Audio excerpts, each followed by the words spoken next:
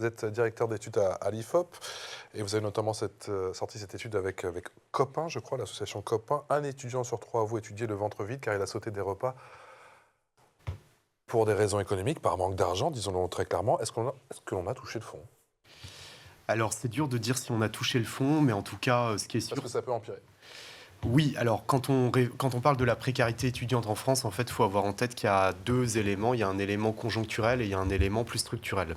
L'élément conjoncturel, c'est que globalement, en France, sortie Covid, on a vu une inflation très forte, notamment sur les denrées alimentaires.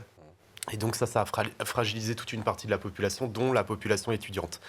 L'élément plus structurel, c'est qu'en fait, en France, la population étudiante a fortement cru au cours de ces dernières années. Pour donner quelques chiffres, dans les années 80, il y avait à peu près 1 million d'étudiants en France. À la fin des années 2000, il y en avait 2 millions. Et aujourd'hui, on est plus proche de 3 millions d'étudiants. Avec un phénomène qui est la massification de l'accès à l'enseignement supérieur, du fait qu'il y a aussi beaucoup plus d'enfants issus des catégories populaires qui accèdent à l'enseignement supérieur, ce qui est une très bonne chose, mais qui fait que mécaniquement, dans cette population étudiante qui croît, eh ben, on a aussi beaucoup plus de difficultés parce qu'il y a beaucoup plus d'étudiants pauvres qu'il n'y en avait dans les années 80, par exemple.